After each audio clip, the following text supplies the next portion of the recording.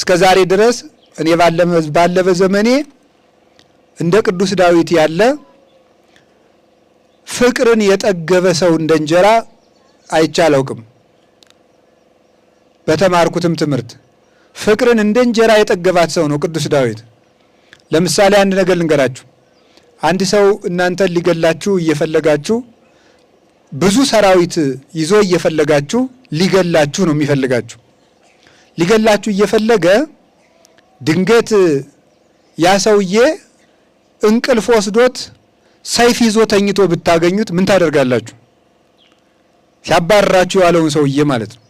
ከዋላችሁበት አላውል ካደራችሁበት አላሳድር ያለ ሰውዬ እያባረራችሁ ውሎ ድንገት ብታገኙት ምንድን ነው የምታደርጉት?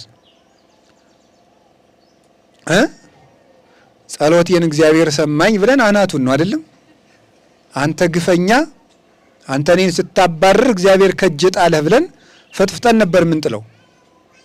ዳዊት ሳኦል የሚባል ንጉስ እያባረረው ከዚያ በኋላ ዳዊትን እግዚአብሔር በጫካው መሃል ሰውሮት ነበርና ፈልጎ ሲደክመው ሳኦል ሰራዊቱን አስከትሎ ሄዶ ነበር። ደክሞት ተኛ። ሳኦል ሲተኛ ዳዊት ቀስ ብሎ መጥቶ ከሳኦል ከልብሱ ጫፍ ቆርጦ ይዞ ሄደ። የጦሩ አበጋዝ የሳኦል አበኔር ይባላል።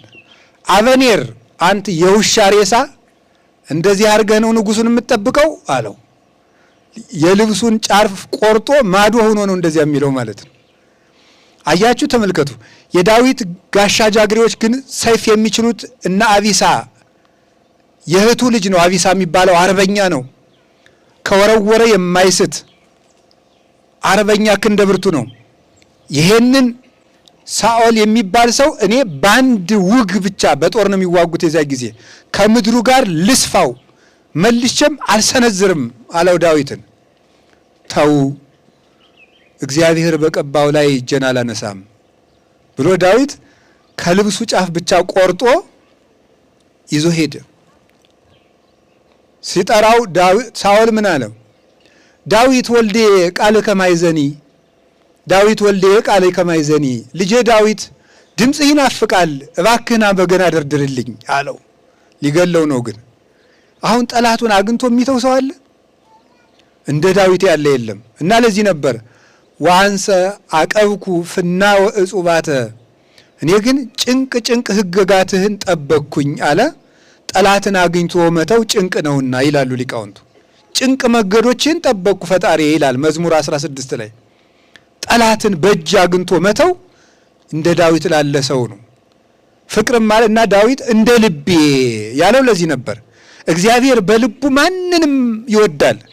እንደ አንተ ዳዊት አንተ እንደኔ ልብ ያለህ ነህ፣ እንደ ፈቃዴ ነህ፣ የልቤ ሰው ነህ አለው። እና ዳዊት ጸልዩ እምላችሁ ለዚህ ነው።